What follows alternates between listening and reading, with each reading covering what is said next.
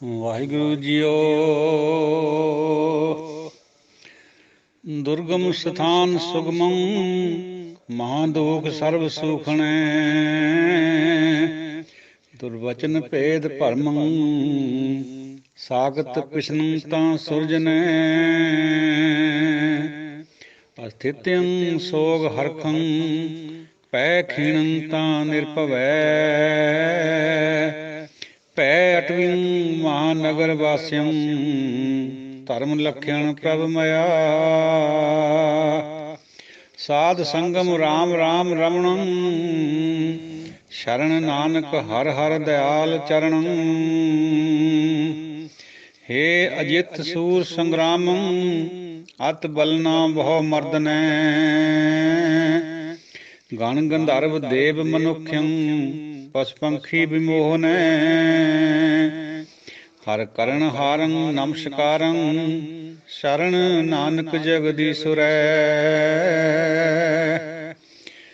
ਗਣ ਗੰਧਰਵ ਦੇਵ ਮਨੁਖਯੰ ਪਸ਼ੁ ਪੰਖੀ ਵਿਮੋਹਨੈ। ਹਰ ਕਰਨ ਹਾਰੰ ਨਮਸਕਾਰੰ ਸ਼ਰਨ ਨਾਨਕ ਜਗਦੀਸ਼ੁਰੈ।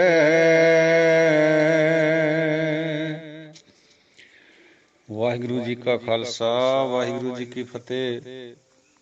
ਸਤਿਗੁਰਾਂ ਦੇ ਪਾਵਨ ਚਰਨਾਂ ਦੀ ਭੌਰੀ ਸਾਧ ਸੰਗਤ ਜੀਓ, ਗੁਰਮੁਖ ਜਨੋ, ਗੁਰਬਾਣੀ ਵਿਚਾਰ ਸਰਵਣ ਕਰ ਰਹੇ ਸਾਧ ਜਨੋ।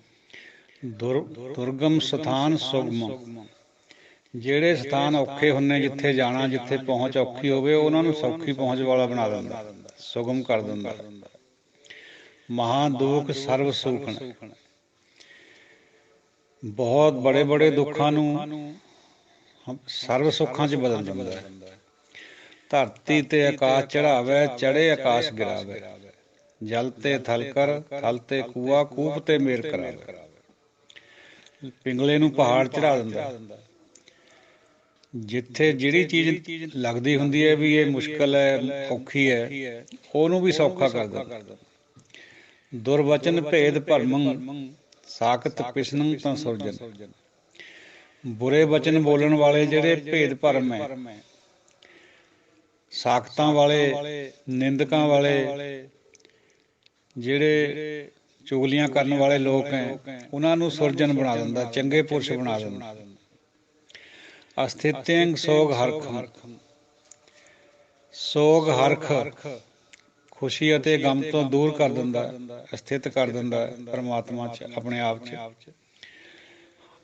ਭੈ ਖੀਣੰ ਤਾਂ ਨਿਰਭਵੈ, ਜਿਹੜੇ ਭੈ ਨਾਲ ਟੁੱਟੇ ਪਏ ਹੁੰਦੇ ਲੋਕ, ਸਾਹ ਸੱਤਹੀਣ ਹੋਏ ਵੇ ਹੁੰਦੇ ਡਰ ਕਰਕੇ, ਉਹਨਾਂ ਨੂੰ ਨਿਰਭਉ ਬਣਾ ਦਿੰਦਾ। ਭੈ ਅਟਵਿਯੰ ਮਹਾਨਗਰ ਵਾਸਿਅੰ, ਭੈ ਦਾ ਜਿਹੜਾ ਜੰਗਲ ਹੈ ਉਹਨੂੰ ਹਟਾ ਕੇ ਬਹੁਤ ਵਧੀਆ ਘੁੱਗ ਵਸਣੇ ਵਾਲਾ ਸ਼ਹਿਰ ਬਣਾ ਦਿੰਦਾ। ਧਰਮ ਲਖਿਆਣ ਪ੍ਰਭ ਮਇਆ, ਪ੍ਰਭੂ ਦੀ ਕਿਰਪਾ ਦੇ ਨਾਲ ਧਰਮ ਦੇ ਲੱਛਣ ਪ੍ਰਗਟ ਹੋ ਜਾਂਦੇ। ਸਾਧ ਸੰਗਮ ਰਾਮ ਰਾਮ ਰਮਣੰ, ਸਾਧੂ ਦੀ ਸੰਗਤ ਵਿੱਚ, ਗੁਰੂ ਕੀ ਸੰਗਤ ਦੇ ਵਿੱਚ ਪਰਮਾਤਮਾ ਦਾ ਨਾਮ ਜਪਣਾ, ਸਿਮਰਨ ਕਰਨਾ। ਸ਼ਰਨ ਨਾਨਕ ਹਰ ਹਰ ਦਿਆਲ ਚਰਨ, ਗੁਰੂ ਨਾਨਕ ਪਾਤਸ਼ਾਹ ਉਸ ਹਰੀ ਦਿਆਲ ਦੇ ਚਰਨਾਂ ਦੀ ਧੂੜ ਬਣਨਾ ਚਾਹੁੰਦੇ ਹੈ, ਬਣੇ ਹੋਏ ਹੈ, ਔਰ ਉਹਦੀ ਸ਼ਰਨ ਵਿੱਚ ਆਏ ਹੋਏ। ਸਾਨੂੰ ਉਪਦੇਸ਼ ਕਰ ਰਹੇ ਵੀ ਜਿਹੜੀ ਪ੍ਰਭੂ ਦੀ ਸ਼ਰਨ ਹੈ, ਉਹਦੇ ਜਿਹੜੇ ਚਰਨ ਹੈ, ਔਰ ਸੰਗਤ ਦੇ ਵਿੱਚ ਬੈਠ ਕੇ ਉਹਦੇ ਗੁਣ ਗਾਉਣੇ ਹੈ, ਉਹਦੇ ਨਾਲ ਇਹ ਸਾਰਾ ਕੁਛ ਹੋ ਜਾਂਦਾ ਹੈ। ਔਖਾ ਸੌਖਾ ਹੋ ਜਾਂਦਾ ਹੈ, ਦੁਰਵਚਨਾਂ ਤੋਂ ਹਟ ਜਾਂਦਾ ਬੰਦਾ, ਸੁਰਜਨ ਬਣ ਜਾਂਦਾ ਹੈ, ਤੇ ਚੁਗਲੀਆਂ ਕਰਨ ਤੋਂ ਹਟ ਜਾਂਦਾ ਹੈ, ਭੈ ਦੂਰ ਹੋ ਜਾਂਦਾ ਹੈ, ਹਰਖ ਸੋਗ ਹੱਦ ਤੋਂ ਨਿਆਰਾ ਹੋ ਜਾਂਦਾ ਹੈ, ਸਮ ਦ੍ਰਿਸ਼ਟੀ ਹੋ ਜਾਂਦੀ ਹੈ, ਔਰ ਜੰਗਲ ਇੱਕ ਘੁੱਗ ਵਸਦਾ ਸ਼ਹਿਰ ਬਣ ਜਾਂਦਾ। ਧਰਮ ਦੇ ਲੱਛਣ ਪ੍ਰਗਟ ਹੋ ਜਾਂਦੇ। ਸਾਧ ਸੰਗਤ ਜੀ, ਹੁਣ ਅੱਗੇ 5 ਜਿਹੜੇ ਸਾਡੇ ਵਿਕਾਰ ਹੈ, ਉਹਨਾਂ ਦੀ ਵਿਚਾਰ ਸ਼ੁਰੂ ਕਰ ਰਹੇ ਗੁਰੂ ਮਹਾਰਾਜ। ਪਹਿਲਾਂ ਮੋਹ ਦੀ ਗੱਲ ਆ ਰਹੀ ਹੈ। ਹੇ ਅਜਿਤ ਸੂਰ ਸੰਗਰਾਮੰ ਅਤ ਬਲਨਾ ਬਹੁ ਮਰਦਨੈ। ਮੋਹ ਨੂੰ ਅਜਿੱਤ ਕਿਹਾ, ਸੂਰਮਾ ਕਿਹਾ, ਸੰਗਰਾਮ ਜਿੱਤਣ ਵਾਲਾ ਕਿਹਾ। ਬਹੁਤ ਬੜਾ ਇਹਦੇ 'ਚ ਬਲ ਹੈ। ਮਲ ਕੇ ਰੱਖ ਦਿੰਦਾ ਹਰ ਇੱਕ ਨੂੰ। ਗਣ ਗੰਧਰਵ ਦੇਵ ਮਨੁੱਖ, ਗਣ ਗੰਧਰਵਾਂ ਨੂੰ, ਦੇਵਤਿਆਂ ਨੂੰ, ਮਨੁੱਖਾਂ ਨੂੰ, ਪਸ਼ੂ ਪੰਖੀਆਂ ਨੂੰ ਵੀ ਮੋਹ ਲੈਂਦਾ, ਆਪਣੇ ਜਾਲ 'ਚ ਫਸਾ ਲੈਂਦਾ। ਬੜੇ ਬੜੇ 75 ਸਾਲੇ ਮਛੰਦਰ ਨਾਥ ਵਰਗੇ ਯੋਗੀ ਉਹ ਵੀ ਇਹਨੇ ਆਪਣੇ ਕਾਬੂ ਕਰ ਲਏ। ਭਾਵੇਂ ਉਹ ਕਾਮ ਦੇ ਨਾਲ ਗ੍ਰਸੇ ਗਏ, ਪਰ ਉਹ ਫਿਰ ਜਦੋਂ ਗ੍ਰਸਤੀਆਂ ਕਰੀਆਂ ਤਾਂ ਮੋਹ ਵਿੱਚ ਫਸ ਗਏ। ਇਹ ਜਿਹੜਾ ਮੋਹ ਹੈ ਇਹ ਟੱਬਰ ਦੇ ਵਿੱਚ ਹੋਣਾ ਤਾਂ ਇੱਕ ਹੱਦ ਤੱਕ ਚਾਹੀਦਾ ਹੈ, ਕਿਉਂਕਿ ਇਸ ਤਰ੍ਹਾਂ ਬੱਚਾ ਪਲਦਾ ਨਹੀਂ, ਪਰ ਜਿਹੜਾ ਇਕੱਲਾ ਮੋਹ ਹੈ ਬਿਨਾਂ ਪ੍ਰੇਮ ਤੋਂ, ਇਹ ਸਭ ਨੂੰ ਗਾਲ ਕੇ ਰੱਖ ਦਿੰਦਾ। ਪਹਿਲਾਂ ਵਿਚਾਰਾਂ ਆ ਰਹੀਆਂ, ਕਈ ਦਿਨ ਤੋਂ ਆ ਰਹੀਆਂ। ਹਰ ਕਰਨ ਹਾਰਨ ਨਮਸਕਾਰਨ, ਉਹ ਪਰਮਾਤਮਾ ਕਰਨ ਕਾਰਨ ਸਮਰੱਥ ਹੈ, ਉਹਨੂੰ ਨਮਸਕਾਰ ਹੈ। ਨਾਨਕ ਸਾਹਿਬ ਧੰਨ ਧੰਨ ਗੁਰੂ ਨਾਨਕ ਦੇਵ ਜੀ ਉਸ ਜਗਦੀਸ਼ਰ ਦੀ ਸ਼ਰਨ ਵਿੱਚ ਬੇਨਤੀ ਆਚਨਾ ਕਰਦੇ ਆ ਵੀ ਇਹ ਤੋਂ ਬਚਾ ਕੇ ਰੱਖ। ਸਾਡੇ ਵਾਸਤੇ ਕਹਿ ਰਹੇ ਅਸਲ 'ਚ ਉਹ ਤਾਂ ਬਚੇ ਹੋਏ ਸੀ। ਸੋ ਜਿਹੜਾ ਮੋਹ ਹੈ ਇਹ ਬਹੁਤ ਭਿਅੰਕਰ ਹੈ। ਇਹ ਪੁੱਤਰ ਮੋਹਾਂ ਨੇ ਮਹਾਭਾਰਤ ਕਰਵਾਈ। ਧ੍ਰਿਤਰਾਸ਼ਟਰ ਅੱਖਾਂ ਦਾ ਵੀ ਅੰਨਾ ਸੀ, ਮਨ ਦਾ ਵੀ ਅੰਨਾ ਸੀ, ਪੁੱਤਰ ਮੋਹ 'ਚ ਫਸ ਗਿਆ। ਅੱਜ ਕੱਲ੍ਹ ਦੇ ਜਿਹੜੇ ਸਿਆਸੀ ਨੇਤਾ ਹੈ ਸਾਡੇ ਦੇਸ਼ ਦੇ, ਇਹ ਵੀ ਪੁੱਤਰ ਮੋਹ 'ਚ ਫਸੇ ਹੋਏ। ਆਪਣੇ ਘਰ ਵਿੱਚ ਆਪਣੇ ਰਿਸ਼ਤੇਦਾਰਾਂ ਨੂੰ ਹੀ ਗੱਦੀਆਂ ਨਾਲ ਦੀਆਂ ਮਿਨਿਸਟਰੀਆਂ ਦੇਣੀਆਂ ਚਾਹੁੰਦੇ, ਦੂਜਿਆਂ ਨੂੰ ਨਹੀਂ। ਹਾਲਾਤ ਇਸ ਤਰ੍ਹਾਂ ਦੇ ਬਣਾ ਲਏ ਜਾਂਦੇ ਆ, ਲੋਕ ਵੀ ਚਾਹੁਣ ਲੱਗ ਜਾਂਦੇ ਵੀ ਇਹੀ ਠੀਕ ਹੈ, ਕਿਉਂਕਿ ਪਰਸਨੈਲਿਟੀ ਕਲਟ ਚੱਲਦਾ ਹੈ ਸਾਡੇ ਦੇਸ਼ 'ਚ। ਵਿਅਕਤੀ ਪੂਜਾ ਚੱਲਦੀ ਹੈ, ਚਾਹੇ ਕੋਈ ਵੀ ਪਾਰਟੀ ਹੋਵੇ, ਲਗਭਗ ਸਾਰੀਆਂ ਵਿੱਚ ਐਸਾ ਹੀ ਹੈ। ਤੋ ਮੋਹ ਸਾਧ ਸੰਗਤ ਜੀ ਬਹੁਤ ਭਿਅੰਕਰ ਹੈ। ਮੋਹ ਨੇ ਹਰ ਇੱਕ ਪਸ਼ੂ ਪੰਛੀ ਜਾਨਵਰ ਤੱਕ ਨੂੰ ਮੋਹਿਆ ਹੋਇਆ। ਇਹ ਤਾਂ ਅਸੀਂ ਅੱਜ ਦੀ ਵਿਚਾਰ ਵਿਆਕਰਨਕ ਕੋਸ਼ਿਸ਼ ਕਰੀ ਦੀ ਹੈ ਵੀ ਜੋ ਲਿਖਿਆ ਉਹ ਤੋਂ ਬਾਹਰ ਨਾ ਜਾਈਏ, ਲੇਕਿਨ ਜਦੋਂ ਵਿਆਖਿਆ ਕਰਨੀ ਉਦੋਂ ਤਾਂ ਫਿਰ ਇੱਧਰ ਉੱਧਰ ਤੋਂ ਜਾਣਾ ਪੈਂਦਾ ਬਾਹਰ, ਉਹਨੂੰ ਸਾਬਤ ਕਰਨ ਖਾਤਰ। ਉਹ ਕੋਈ ਬੁਰੀ ਬਾਤ ਨਹੀਂ ਹੈ, ਵਿਆਖਿਆ 'ਚ ਹੁੰਦਾ ਹੀ ਹੈ ਇਸ ਤਰ੍ਹਾਂ। ਹੁਣ ਇਹ ਜਿਹੜੀ ਆਪਣੀ ਸਹਸਾ ਕ੍ਰਿਤੀ ਜਾਂ ਗਾਥਾ ਹੈ, ਸੰਸਕ੍ਰਿਤ, ਪਾਲੀ ਅਤੇ ਪ੍ਰਾਕ੍ਰਿਤ ਦੇ ਸੁਮੇਲ ਤੋਂ ਇਹ ਬਣੀ ਹੈ। ਸੰਸਕ੍ਰਿਤੀ ਜਾਂ ਗਾਥਾ ਇੱਕੋ ਚੀਜ਼ ਹੈ, ਗਾਥਾ ਔਰ ਸੰਸਕ੍ਰਿਤੀ। ਸੰਸਕ੍ਰਿਤ, ਪਾਲੀ ਅਤੇ ਪ੍ਰਾਕ੍ਰਿਤ, ਇਹ ਤਿੰਨੇ ਬੋਲੀਆਂ ਕਿਸੇ ਟਾਈਮ ਬੋਲੀਆਂ ਜਾਂਦੀਆਂ। ਸਾਧ ਸੰਗਤ ਜੀਓ, ਜਦੋਂ ਮਿਲਿੰਦ ਰਾਜਾ, ਮਿਨੇਂਦਰ ਜਿਹਨੂੰ ਕਹਿੰਦੇ ਆ, ਉਹ ਪੱਛਮੀ ਪੰਜਾਬ ਦੇ ਵਿੱਚ ਆ ਕੇ ਉਹਨੇ ਰਾਜ ਕਰਿਆ ਸੀਗਾ, ਤਾਂ ਉਹਦਾ ਇੱਕ ਸੰਵਾਦ ਹੋਇਆ ਸੀ ਬੋਧੀ ਭਿਕਸ਼ੂਆਂ ਨਾਲ, ਮਹਾਦੇਵ ਨਾਲ। ਉਹ ਸੰਵਾਦ ਦੇ ਬਾਰੇ 'ਚ ਇੱਕ ਕਿਤਾਬ ਹੈ, ਉਹ ਪਾਲੀ ਵਿੱਚ ਹੈ। ਉਸ ਤੋਂ ਇਹ ਸਾਬਤ ਹੁੰਦਾ ਹੈ ਵੀ ਉਸ ਟਾਈਮ ਪੰਜਾਬ ਭਰ ਦੀ ਬੋਲੀ ਵੀ, ਇਨਕਲੂਡਿੰਗ ਪੱਛਮ ਔਰ ਪੂਰਬ ਪੰਜਾਬ, ਪਾਲੀ ਹੁੰਦੀ ਸੀ। ਬੁੱਧ ਧਰਮ ਦੀ ਬੋਲੀ ਪਟਨੇ ਜਿਹੜਾ ਏਰੀਆ ਹੈ, ਨੇਪਾਲ ਦਾ ਏਰੀਆ, ਉੱਥੇ ਵੀ ਬੋਲੀ ਜਾਂਦੀ ਸੀ। ਧੰਮਪਦ ਜਿਹੜਾ ਗ੍ਰੰਥ ਹੈ ਬੁੱਧ ਧਰਮ ਦਾ, ਉਹ ਪਾਲੀ ਵਿੱਚ ਹੀ ਹੈ। ਤੇ ਸੰਸਕ੍ਰਿਤ ਵੀ ਸੀ ਔਰ ਪ੍ਰਾਕ੍ਰਿਤ ਵੀ ਚੱਲ ਰਹੀ ਸੀ। ਇਹਨਾਂ ਦੇ ਸੁਮੇਲ ਤੋਂ ਇਹ ਸਹਸਾ ਕ੍ਰਿਤੀ ਜਾਂ ਗਾਥਾ ਬਣੀ।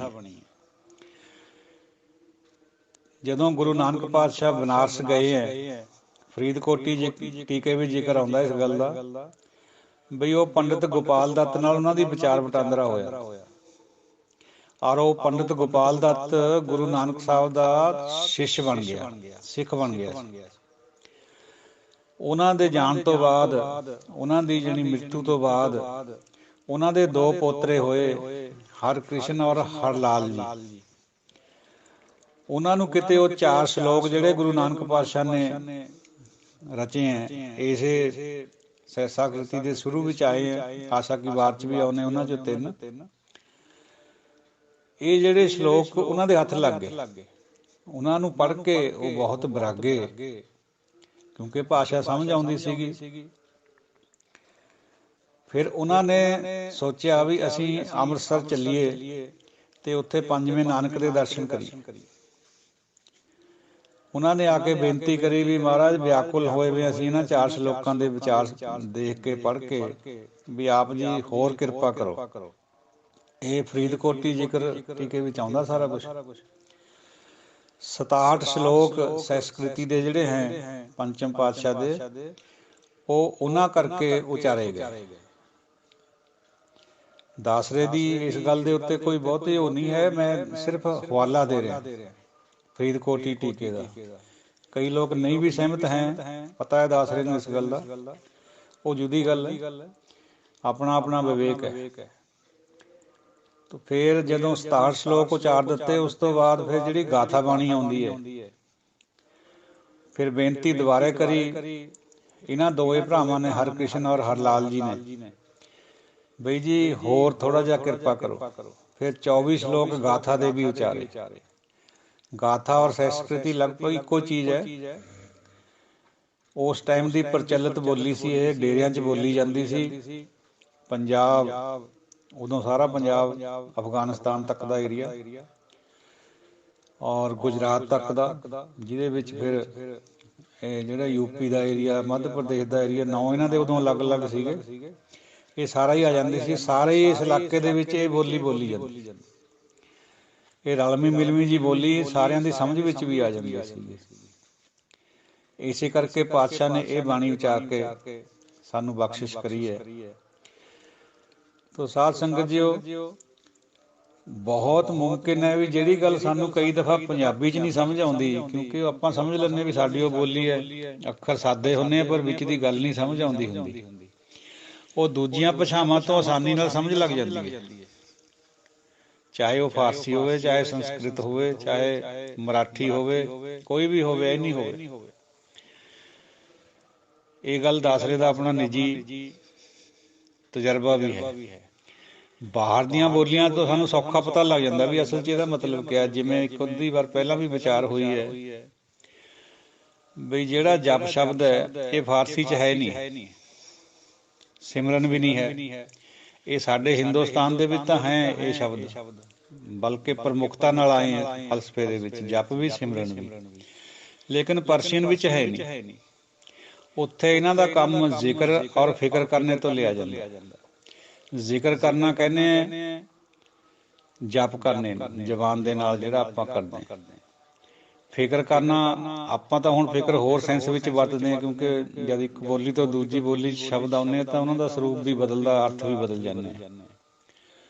जिवें जेंटलमैन इंग्लिश तो आया, पंजाब वाले लोग जिहड़े आपां इहदा अर्थ होर लैंदे। आपां जैंकी बंदे नूं कहने जेंटलमैन, उधर साऊ बंदे नूं कहा जांदा सीगा, लिटल मीनिंग है जिहड़ा उहदा। तो इस तरह जिहड़ा फिक्र करना वो सिमरन नूं कहने फारसी दे विच। आं जवाने बेह के जिक्रे ऊक नद, वो जवान बेहतर है जिहड़ी परमात्मा दा जिक्र करदी है, मतलब जप करदी है। खातरियां बेह के फिक्रे ऊक नद, वो दिल बेहतर है जिहड़ा उहदा फिक्र करदा, यानी सिमरन करदा। तो दोहां दे विच अंतर भी है, दोए एक भी हैं। ये तो गल गुरबाणी च विदत है और समझ आ जाती है भी इन्हां दा असल च गल मतलब क्या है। होर लैंगुएज तो इंग्लिश दे विच बहुत सारे शब्द हैं जिहड़े सानू सौखे समझ लग जाने, कई दफ़ा वो पंजाबी च नहीं लगदे। ये उल्ट गल भी है, कई दफ़ा दूजियां भाषावां दे शब्द उधर सानू समझ नहीं लगती, पंजाबी जदों उन्हां दी हुंदी है तां वो समझ आ जाती है। ये मनुखी माइंड दा कल्पना ही ऐसी है। तो हुण विचार जिहड़ी अज चली है, गुरु महाराज बख्शीए सानू, ओह मोह दे उत्ते आली अज, अगे आएगी फिर काम क्रोध लोभ मोह हंकार दे उत्ते। बाणी समुची दा भाव उही हुंदा है, शब्द अलग अलग हुंदे भाषावां दे। जो जपजी साहब है उही 12 माहे है, उही श्लोकां विच है बाबा कबीर जी दे, बाबा फरीद जी दे, उही श्लोक 12 ते वधीक विच है, उही बाकी सारी बाणी है, उही संस्कृति जिहड़ी सहज संस्कृति है उहदे च।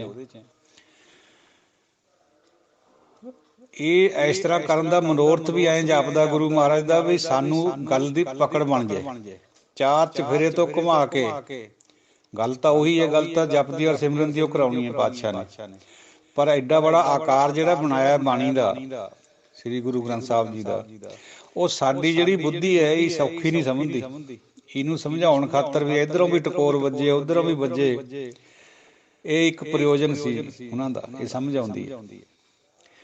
ਜਿੱਥੇ ਬਾਣੀ ਨੂੰ ਕੱਚੀ ਬਾਣੀ ਤੋਂ ਅਲੱਗਾ ਕਰਕੇ ਰਚਨ ਦੀ ਬਾਤ ਹੈ, ਸੰਪਾਦਨਾ ਕਰਨ ਦੀ ਬਾਤ ਹੈ, ਉੱਥੇ ਇਹ ਵੀ ਇੱਕ ਪ੍ਰਯੋਜਨ ਲੱਗਦਾ ਐਡਾ ਬੜਾ ਆਕਾਰ ਬਣਾਉਣ ਦਾ, ਵੀ ਗੱਲ ਤਾਂ ਢਾਈ ਹਰਫੀ ਹੈ, ਲਿਆ ਕੇ ਤਾਂ ਗੁਰਬਾਣੀ ਜਪ ਔਰ ਸਿਮਰਨ ਪਰ ਖੜਾਉਂਦੀ ਹੈ ਬੰਦੇ ਨੂੰ, ਇੱਕ ਸ਼ਬਦ ਦੀ ਵਿਚਾਰ ਕਰਾਉਂਦੀ ਹੈ। ਪਰ ਉਹ ਇੱਕ ਸ਼ਬਦ ਏਕਣ ਨਹੀਂ ਬਣਦਾ, ਜਿਵੇਂ ਕਈ ਫਿਰਕਿਆਂ ਨੇ ਬਣਾ ਲਿਆ ਬਈ ਲੱਖ ਲੱਖ ਕਹੀ ਜਾਓ ਸਾਰਾ ਦਿਨ, ਉਹਦਾ ਮਤਲਬ ਪਤਾ ਨਹੀਂ ਵੀ ਅੰਦਰ ਤੇ ਮੈਂ ਟੁੱਟ ਕੇ ਲੱਖ ਬਣਨਾ ਕਿਵੇਂ ਬਣਨਾ। ਉਹ ਜਿਹੜਾ ਮਤਲਬ ਅੰਦਰ ਤੋਂ ਬਣਨਾ ਹੈ, ਜਿਹੜਾ ਇੱਕ ਸ਼ਬਦ ਆ ਗਿਆ ਵੀ ਇੱਕ ਸ਼ਬਦ ਪਰ ਟੇਕ ਆ ਜਾਵੇ। ਹੁਣ ਇਹ ਇੱਕ ਸ਼ਬਦ ਦੀ ਟੇਕ ਲਿਆਉਣ ਖਾਤਰ ਹੀ ਐਡਾ ਸਾਰਾ ਜਿਹੜੀ ਰਚਨਾ ਗੁਰਬਾਣੀ ਦੀ ਹੋਈ ਹੈ, ਨਹੀਂ ਤਾਂ ਮਨ ਖੜਦਾ ਨਹੀਂ ਹੈ। ਮਨ ਅਜਿੱਤ ਹੈ, ਇਹਨੂੰ ਜਿੱਤਣਾ ਹੈ, ਮਨ ਜੀਤਾ ਜਗ ਜੀਤ। ਇਹ ਜਿਹੜਾ ਗੁਰਬਾਣੀ ਦਾ ਐਡਾ ਬੜਾ ਆਕਾਰ ਰਚਿਆ ਗੁਰੂ ਪਾਤਸ਼ਾਹਾਂ ਨੇ, ਭਗਤਾਂ ਨੇ, ਇਹ ਸੰਗਤ ਦੇ ਵਿੱਚ ਵਿਚਾਰਨਾ, ਤਾਂ ਕਿ ਸਾਡੇ ਦਿਲ ਦਿਮਾਗ ਦੇ ਵਿੱਚ ਇਹ ਗੱਲ ਬੈਠ ਜਾਵੇ। ਬਹਿੰਦੀ ਫੇਰ ਵੀ ਛੇਤੀ ਨਹੀਂ ਹੈ, ਕਿਉਂਕਿ ਕਿਰਪਾ ਦੀ ਵੀ ਲੋੜ ਹੈ ਉਹਦੀ ਦੀ। ਇਹ ਸਾਰੀਆਂ ਗੱਲਾਂ ਇਕੱਠੀਆਂ ਹੀ ਹੈ। ਫਿਰ ਇੱਕ ਸ਼ਬਦ ਉੱਪਰ ਟੇਕ ਆ ਜਾਂਦੀ ਹੈ, ਫਿਰ ਵਾਹਿਗੁਰੂ ਵਾਹਿਗੁਰੂ ਕਹਿਣਾ ਸਫਲਾ ਹੁੰਦਾ। ਦਾਸ ਰਾਏ ਨੂੰ ਟੈਕਨੀਕਲ ਸ਼ਬਦ ਵਰਤਿਆ ਕਰਦਾ, ਕਈ ਦਫਾ ਅੱਗੇ ਵੀ ਵਰਤਿਆ 5-7 ਸਾਲ ਤੋਂ। ਜਿਹੜਾ ਸ਼ੇਸ਼ਨਾਗ ਕਰ ਰਿਹਾ ਉਹ ਟੈਕਨੀਕਲ ਜਪ, ਇੱਕ ਸ਼ਬਦ ਨੂੰ ਰਟੀ ਜਾਣਾ। ਗੁਰਬਾਣੀ ਦਾ ਭਾਵ ਉਹ ਨਹੀਂ ਹੈ। ਆਉਣਾ ਇੱਕ ਸ਼ਬਦ ਪਰ ਹੈ, ਪਰ ਉਹਦੀ ਪਿੱਛੇ ਜਿਹੜੀ ਬੈਕਗਰਾਊਂਡ ਹੈ ਉਹਦੀ ਸਮਝ ਹੋਣੀ ਚਾਹੀਦੀ ਹੈ ਵੀ ਉਹ ਇੱਕ ਸ਼ਬਦ ਪਰ ਕਿਵੇਂ ਆਉਣਾ ਹੈ। ਸੰਗਤ ਦੇ ਵਿੱਚੋਂ ਉਹ ਸ਼ਬਦ ਪਰ ਆਉਣਾ ਹੈ, ਔਰ ਅੰਦਰਲੀ ਜੋ ਕੁਝ ਹੁੰਦਾ ਹੈ ਉਹ ਸ਼ਬਦ ਨੂੰ ਪ੍ਰਾਪਤ ਕਰਨ ਖਾਤਰ ਇੱਕ ਨੂੰ ਉਹ ਕਰਨਾ। ਭਾਵ ਇਹ ਕਿ ਹਉਮੈ ਦਾ ਤਿਆਗ ਹੋਣਾ ਚਾਹੀਦਾ, ਉਸ ਤੋਂ ਬਿਨਾਂ ਉਹ ਸ਼ਬਦ ਕਿਹਾ ਹੋਇਆ ਸਫਲਾ ਨਹੀਂ ਹੁੰਦਾ। ਯੁੱਗਾਂ ਤੋਂ 1000 ਜੀਵ ਨਾਲ ਕਰ ਰਿਹਾ ਸ਼ੇਸ਼ਨਾਗ। ਕਈ ਜਗ੍ਹਾ ਵਿਚਾਰ ਆਉਂਦੀ ਬਾਣੀ 'ਚ ਵੀ ਇੱਕ ਤਿਲ ਜਿੰਨਾ ਭੇਤ ਨਹੀਂ ਆਇਆ, ਕਿਉਂਕਿ ਟੈਕਨੀਕਲੀ ਜਾਪ ਕਰਦਾ। ਆਪਣੇ ਸਿੱਖ ਧਰਮ ਵਿੱਚ ਵੀ ਐਸੇ ਲੋਕ ਹੈ, ਸਾਰਾ ਦਿਨ ਵਾਹਿਗੁਰੂ ਵਾਹਿਗੁਰੂ ਵਾਹਿਗੁਰੂ ਕਹਿੰਦੇ ਆ। ਚੰਗੀ ਗੱਲ ਹੈ, ਜ਼ੁਬਾਨ ਤਾਂ ਪਵਿੱਤਰ ਹੁੰਦੀ ਹੈ ਇਸ ਤਰ੍ਹਾਂ ਕਹਿਣ ਨਾਲ ਵੀ, ਪਰ ਜਿਹੜਾ ਗੁਰਬਾਣੀ ਦਾ ਭਾਵ ਹੈ ਉਹ ਅਸਲੀ ਜਿਹੜਾ ਹੈ ਉਹ ਪ੍ਰਾਪਤ ਨਹੀਂ ਹੁੰਦਾ, ਕਿਉਂਕਿ ਮੈਂ ਨਹੀਂ ਟੁੱਟਦੀ। ਮੈਂ ਟੁੱਟੇ ਬਿਨਾਂ ਇਹ ਸਫਲ ਨਹੀਂ ਹੁੰਦਾ, ਜਿਹੜਾ ਇਸ ਤਰ੍ਹਾਂ ਜਾਪ ਕਰਨਾ ਜਾਂ ਸਿਮਰਨ ਕਰਨਾ। ਤੋ ਇੱਕ ਸ਼ਬਦ ਹੈ ਜਿਹੜਾ ਜਿਹਦੇ ਉੱਤੇ ਗੁਰਬਾਣੀ ਲਿਆਉਣਾ ਚਾਹੁੰਦੀ ਹੈ। ਸਾਨੂੰ ਬਖਸ਼ਿਸ਼ ਇਹ ਹੈ ਵੀ ਤੁਸੀਂ ਇਹਨੂੰ ਪਕੜੋ ਗੱਲ ਨੂੰ, ਜਿਹੜਾ ਅੰਤਰੀ ਭਾਵ ਹੈ ਉਹ ਲਓ, ਨਾ ਕਿ ਬਾਹਰਲਾ ਭਾਵ ਲਓ। ਉਹੀ ਚੌਥਾ ਗੁਣ, ਉਹੀ ਚੌਥੀ ਪਦਵੀ ਜਾਂ ਚੌਥੀ ਪੌੜੀ ਕਹਾਉਂਦੀ ਹੈ। ਉਸ ਤੋਂ ਬਿਨਾਂ ਜਿਹੜਾ ਆਪਾਂ ਬਾਹਰੀ ਰੂਪ ਕਰਦੇ ਹਾਂ, ਹੁਣ ਜਿਵੇਂ ਸਿੱਖੀ ਦਾ ਜਿਹੜਾ ਸਾਨੂੰ ਅਸਲੀ ਅੰਤਰੀ ਭਾਵ ਹੈ, ਜਿਹੜੇ ਸਾਡੇ 5 ਕਕਾਰ ਹੈ ਉਹਨਾਂ ਦਾ ਕੁਛ ਭਾਵ ਹੈ। ਸਾਨੂੰ ਸ੍ਰੀ ਸਾਹਿਬ ਕਾਹਤੋਂ ਪਕੜਾਈਏ? ਆਪਣੀ ਰੱਖਿਆ ਖਾਤਰ, ਔਰ ਕਿਸੇ ਗਰੀਬ ਦੀ ਰੱਖਿਆ ਖਾਤਰ। ਜੇ ਕੋਈ ਜ਼ੁਲਮ ਹੋ ਰਿਹਾ ਤਾਂ ਉਹ ਸ੍ਰੀ ਸਾਹਿਬ ਪਰ ਹੱਥ ਜਾਣਾ ਚਾਹੀਦਾ। ਅਗਰ ਅਸੀਂ ਸਿਰਫ ਉਹਦਾ ਬਾਹਰਲੀ ਉਹ ਗੱਲ ਕਰ ਲਈ, ਪਕੜ ਲਈ ਵੀ ਗੁਰੂ ਮਹਾਰਾਜ ਨੇ ਐਂ ਕਿਹਾ, ਲੇਕਿਨ ਅੰਦਰ ਦੀ ਗੱਲ ਦਾ ਪਤਾ ਨਹੀਂ ਵੀ ਇਹਦਾ ਮਤਲਬ ਕਿਆ ਹੈ, ਫਿਰ ਉਹ ਗੱਲ ਫਲੀ ਭੂਤ ਨਹੀਂ ਹੁੰਦੀ। ਉਹ ਸਮਝਣੀ ਚਾਹੀਦੀ ਹੈ, ਉਹ ਸੰਗਤ ਵਿੱਚੋਂ ਮਿਲਣੀਆਂ ਇਹ ਸਾਰੀਆਂ ਗੱਲਾਂ। ਕਿਸੇ ਗੁਰਮੁਖ ਨਾਲ ਮਿਲ ਕੇ ਪਤਾ ਲੱਗ ਜਾਊਗਾ ਇਹਨਾਂ ਚੀਜ਼ਾਂ ਦਾ। ਉੱਪਰੋਂ ਸਭ ਨੂੰ ਇਹ ਗੱਲ ਦਾ ਇਲਮ ਹੋ ਗਿਆ ਵੀ ਵਾਹਿਗੁਰੂ ਕਹਿਣਾ ਹੈ। ਸਾਨੂੰ 5 ਪਿਆਰੇ ਸਾਹਿਬਾਨ ਆਦੇਸ਼ ਵੀ ਕਰਦੇ ਹੈ, ਕਹਿਣਾ ਅੱਛੀ ਗੱਲ ਹੈ, ਪਰ ਉਹ ਕਿਵੇਂ ਕਹਿਣਾ ਹੈ? ਉਹ ਜਿਹੜੀ ਸਾਨੂੰ ਬਾਣੀਆਂ ਪੜ੍ਹਾਉਂਦੇ 5 ਨਿਤਨੇਮ ਦੀਆਂ, ਦੱਸਦੇ ਹੁਕਮ ਕਰਦੇ ਵੀ ਇਹ ਰੋਜ਼ ਪੜ੍ਹਨੀਆਂ, ਉਹ ਘੱਟ ਤੋਂ ਘੱਟ ਹੈ। ਉਹਨਾਂ ਵਿੱਚ ਵੀ ਉਹੀ ਕੁਛ ਹੈ ਜੋ ਬਾਕੀ ਦੀ ਬਾਣੀ 'ਚ ਹੈ। ਜਦ ਬਾਕੀ ਦੀ ਬਾਣੀ ਵਿਚਾਰਾਂਗੇ ਹੋਰ ਟਾਈਮ ਨਾਲ, ਤਾਂ ਉਹਨਾਂ 5 ਦੀ ਵੀ ਸਮਝ ਲੱਗ ਜਾਣੀ ਵੀ ਇਹਨਾਂ ਦੇ ਵਿੱਚ ਕਿਆ ਲਿਖਿਆ, ਕਿਉਂਕਿ ਉੱਥੇ ਤਾਂ ਟਰਸ ਜਿਹਾ ਛੋਟਾ ਜਿਹਾ ਕਰਕੇ ਲਿਖੀ ਹੋਈ ਗੱਲ ਹੈ। ਹੁਣ ਮਨ ਜੀਤੇ ਜਗ ਜੀਤ ਇੱਕ ਲਾਈਨ ਹੈ, ਪਰ ਇਹਦੇ ਪਿੱਛੇ ਕਿੰਨਾ ਕੁਛ ਹੈ ਗੁਰਬਾਣੀ 'ਚ, ਕਿਵੇਂ ਮਨ ਜਿੱਤ ਹੋਊਗਾ? ਉਹ ਫਿਰ ਸਮਝ ਤਾਂ ਆਉਂਦੀ ਹੈ ਜਦ ਆਪਾਂ ਡਿਟੇਲ ਵਿੱਚ ਸੰਗਤ ਵਿੱਚ ਬੈਠ ਕੇ ਰਿੜਕਦੇ ਹਾਂ। ਆ ਜਿਹੜਾ ਗਰੁੱਪ ਹੈ ਇਹ ਵੀ ਸੰਗਤ ਹੈ, ਕਿਉਂਕਿ ਇਹਦੇ 'ਚ ਸੱਚ ਦੀ ਵਿਚਾਰ ਹੁੰਦੀ ਹੈ ਰੋਜ਼। ਸੰਗਤ ਅੰਦਰੂਨੀ ਹੋਵੇ ਚਾਹੇ ਬਹਿਰੂਨੀ ਹੋਵੇ, ਬਹੁਤ ਲਾਭਦਾਇਕ। ਇੰਨਾ ਕੁਛ ਪ੍ਰਾਪਤ ਹੁੰਦਾ ਹੈ ਬਈ ਦੱਸਿਆ ਵੀ ਨਹੀਂ ਜਾ ਸਕਦਾ, ਕਿਹਾ ਵੀ ਨਹੀਂ ਜਾ ਸਕਦਾ। ਸੁਤੇ ਸਿੱਧੇ ਪ੍ਰਾਪਤ ਹੋਈ ਜਾ ਰਿਹਾ ਸੰਗਤ ਵਿੱਚ, ਕਿਉਂਕਿ ਗੁਰਬਾਣੀ ਦਾ ਜਿਹੜੀ ਮੰਤਰੈਣੀ ਸ਼ਕਤੀ ਹੈ ਉਹ ਸੁਤੇ ਸਿੱਧ ਵਾਪਰਦੀ ਹੈ। ਜਦ ਆਪਾਂ ਕੋਈ ਵਿਚਾਰ ਕਰਦੇ ਹਾਂ, ਸੁਣਦੇ ਹਾਂ, ਸੁਤੇ ਸਿੱਧ ਉਹਦਾ ਜਿਹੜਾ ਭਾਵ ਹੈ ਸਾਡੇ ਅੰਦਰ ਆਉਂਦਾ ਚਲੇ ਜਾਂਦਾ। ਤਾਂ ਚਲੋ ਆਡੀਓ ਫੇਰ ਲੰਬੀ ਹੋਈ ਜਾ ਰਹੀ ਹੈ, ਸਮਾਪਤੀ ਕਰੀਏ। ਕੋਈ ਵਿਚਾਰ ਆਏਗੀ ਦਿਨ 'ਚ ਕਰਾਂਗੇ। ਕਿਸੇ ਅਪਸ਼ਬਦ ਦੀ ਖਿਮਾ ਦਿਓ ਅਸੀਸਾਂ। ਵਾਹਿਗੁਰੂ ਜੀ ਕਾ ਖਾਲਸਾ, ਵਾਹਿਗੁਰੂ ਜੀ ਕੀ ਫਤਿਹ। ਹੋਵੇ ਸਿਫਤ ਖਸਮ ਦੀ, ਨੂਰ ਅਰਸੋਂ ਕੁਰਸੋਂ ਝਟੀਐ। ਤੁਧ ਡਿਠੇ ਸੱਚੇ ਪਾਤਸ਼ਾਹ, ਮਲ ਜਨਮ ਜਨਮ ਦੀ ਕੱਟੀਐ। ਸੋ ਕੋ ਟਲ ਗੁਰ ਸੇਵੀਐ, ਅਹਨਿਸ ਸਹਿਜ ਸੁਭਾਏ। ਦਰਸ਼ਨ ਪਰਸੈ ਗੁਰੂ ਕੈ, ਜਨਮ ਮਰਨ ਦੁਖ ਜਾਏ। ਏ ਕਾਮੰ ਨਰਕ ਬਿਸਰਾਮੰ, ਬਹੁ ਜੋਨੀ ਭਰਮਾਵਣੈ। ਚਿਤ ਹਰਣੰ ਤ੍ਰੈ ਲੋਕ ਗਮਯੰ, ਜਪ ਤਪ ਸੀਲ ਵਿਦਾਰਣੈ। ਅਲਪ ਸੁਖ ਅਵਿਤ ਜੰਚਲ, ਊਚ ਨੀਚ ਸਮਾਵਣੈ। ਤਬ ਭੈ ਵਿਮੁਚਿਤ ਸਾਧ ਸੰਗਮ, ਓਟ ਨਾਨਕ ਨਾਰਾਇਣੈ। ਹੇ ਕਲ ਮੂਲ ਕ੍ਰੋਧੰ, ਕਦੰ ਚ ਕਰੁਣਾ ਨਾ ਉਪਰਜਤੇ। ਵਿਖਿਆੰਤ ਜੀਵੰ ਵਸੈ ਕਰੋਤੇ, ਨਿਰਤਿਅ ਕਰੋਤ ਜਥਾ ਮਰਕਟੈ। ਅਨੇਕ ਸਾਸਨ ਤੜੰਤ ਜਮਦੂਤੈ, ਤਵ ਸੰਗੇ ਅਦਮੰ ਨਰੈ। ਦੀਨ ਦੁਖ ਭੰਜਨ ਦਿਆਲ ਪ੍ਰਭ, ਨਾਨਕ ਸਰਬ ਜੀ ਰਖਿਆ ਕਰੋ ਤੇ। ਅਨੇਕ ਸਾਸਨ ਤੜੰਤ ਜਮਦੂਤੈ, ਤਬ ਸੰਗੇ ਅਦਮੰ ਨਰੈ। ਦੀਨ ਦੁਖ ਭੰਜਨ ਦਿਆਲ ਪ੍ਰਭ, ਨਾਨਕ ਸਰਬ ਜੀ ਰਖਿਆ ਕਰੋ ਤੇ। ਵਾਹਿਗੁਰੂ ਜੀ ਕਾ ਖਾਲਸਾ, ਵਾਹਿਗੁਰੂ ਜੀ ਕੀ ਫਤਿਹ। ਗੁਰੂ ਦੀ ਸਾਜੀ ਨਵਾਜੀ ਪਿਆਰੀ ਸਾਧ ਸੰਗਤ ਜੀਓ, ਗਰੁੱਪ ਮੈਂਬਰ ਸਾਹਿਬਾਨ, ਗੁਰਮੁਖ ਜਨੋ, ਅੱਜ ਦੀ ਵਿਚਾਰ ਆਪਣੀ ਤੋਂ ਛੂਤ ਨਾਲ ਹਾਜ਼ਰ ਹੈ। ਕੱਲ ਮੋਹ ਦੀ ਬਾਤ ਪਾਈ ਸੀ। ਪੰਚਮ ਪਾਤਸ਼ਾਹ ਧੰਨ ਧੰਨ ਗੁਰੂ ਅਰਜਨ ਦੇਵ ਜੀ ਨੇ ਅੱਜ ਕਾਮ ਦੀ ਔਰ ਕ੍ਰੋਧ ਦੀ ਬਾਤ ਪਾ ਰਹੇ ਦੋ ਸ਼ਲੋਕਾਂ ਦੇ ਵਿੱਚ। ਕਾਮ ਨੂੰ ਸੰਬੋਧਨ ਕਰਕੇ ਫਰਮਾ ਰਹੇ ਹੈ, ਹੇ ਕਾਮ, ਜਿਹਨੂੰ ਆਪਾਂ ਸੈਕਸ ਦੀ ਵਾਸਨਾ ਕਹਿੰਦੇ ਹਾਂ, ਕਾਮ। ਇੱਥੇ ਉਹ ਨਹੀਂ ਹੈ ਵੀ ਕਾਮਨਾਵਾਂ ਦੀ ਬਾਤ ਨਹੀਂ ਹੈ, ਇਕੱਲੇ ਦੀ ਗੱਲ ਹੈ ਕਾਮ ਦੀ। ਲਸਟ ਜਿਹਨੂੰ ਕਹਿੰਦੇ, ਲਸਟ। ਹੇ ਕਾਮ, ਹੇ ਲਸਟ, ਤੂੰ ਨਰਕਾਂ ਦੇ ਵਿੱਚ ਵਿਸ਼ਰਾਮ ਦਿਵਾਉਣਾ ਸਭ ਨੂੰ, ਨਰਕਾਂ 'ਚ ਭੇਜਦਾ, ਬਹੁਤ ਜੋਨੀਆਂ ਦੇ ਵਿੱਚ ਭਰਮਾਉਣਾ ਸੰਸਾਰ ਨੂੰ। ਚਿੱਤ ਹਰਣ ਤ੍ਰੈ ਲੋਕ ਗਮਯ, ਤੂੰ ਲੋਕਾਂ ਦੇ ਚਿੱਤ ਨੂੰ ਹਰ ਲੈਣਾ ਹੈ। ਤੂੰ ਠੱਗ ਹੈ, ਤਿੰਨਾਂ ਲੋਕਾਂ ਤੱਕ ਤੇਰੀ ਪਹੁੰਚ ਹੈ, ਸਭ ਨੂੰ ਤੂੰ ਆਪਣੇ ਜਾਲ 'ਚ ਫਸਾ ਲੈਣਾ। ਜਪ ਤਪ ਸੀਲ ਵਿਦਾਰਣ ਹੈ, ਲੋਕਾਂ ਦੇ ਜਪ ਨੂੰ, ਤਪ ਨੂੰ, ਸਹਿਣਸ਼ੀਲਤਾ ਨੂੰ ਖੋਹ ਲੈਣਾ, ਸਭ ਕੁਛ ਭਸਮ ਕਰ ਦੇਣਾ।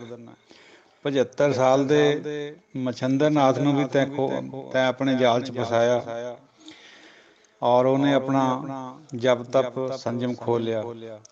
ਇੰਦਰ ਜਿਹੜਾ ਕਿ ਸਵਰਗ ਦਾ ਰਾਜਾ ਸੀ, ਉਹਨੂੰ ਤੈਂ ਖੋ ਦਿੱਤਾ, ਔਰ ਉਹਦੇ ਸਰੀਰ ਦੇ ਉੱਤੇ ਹਜ਼ਾਰਾਂ ਹੀ ਔਰਤ ਦੇ ਗੁਪਤ ਅੰਗ ਬਣ ਗਏ, ਜਿਹਦੇ ਕਰਕੇ ਉਹ ਫਸਿਆ ਸੀ। ਅਲਪ ਸੁਖ ਅਵਿਤ ਚੰਚਲ।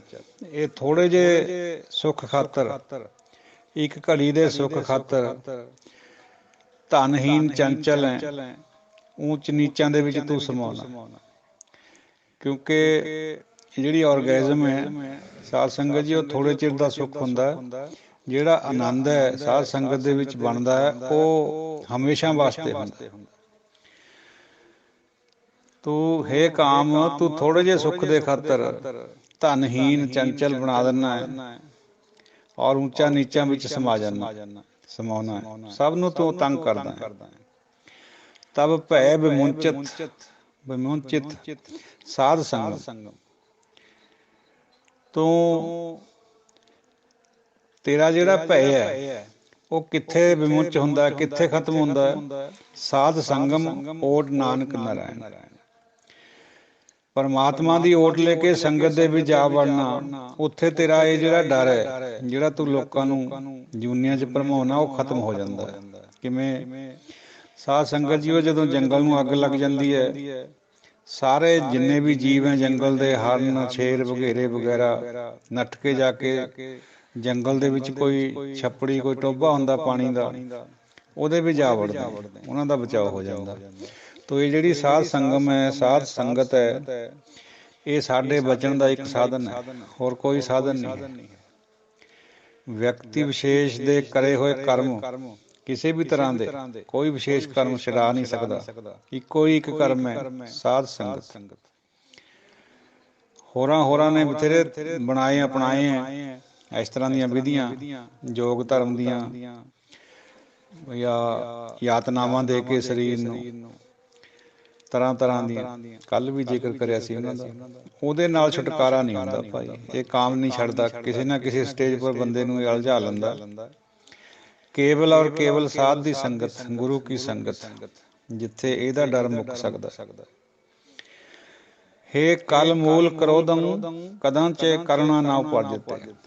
ਫਿਰ ਹੁਣ ਕ੍ਰੋਧ ਨੂੰ ਸੰਬੋਧਨ ਕਰਕੇ ਕਹਿ ਰਹੇ ਆ, ਹੇ ਕਲਾਂ ਦੇ ਮੂਲ ਕ੍ਰੋਧ, ਝਗੜਿਆਂ ਦੇ ਮੂਲ ਕ੍ਰੋਧ, ਤੈਨੂੰ ਕਦੇ ਵੀ ਤੂੰ ਕਰੁਣਾ ਨਹੀਂ ਉਪਜਣ ਦਿੰਦਾ, ਦਇਆ ਦੀ ਭਾਵਨਾ ਨਹੀਂ ਆਉਣ ਦਿੰਦਾ। ਹਰ ਵਕਤ ਤੂੰ ਗੁੱਸੇ ਵਿੱਚ ਲੋਕਾਂ ਨੂੰ ਨਚਾਉਣਾ ਹੈ। ਕਿਵੇਂ?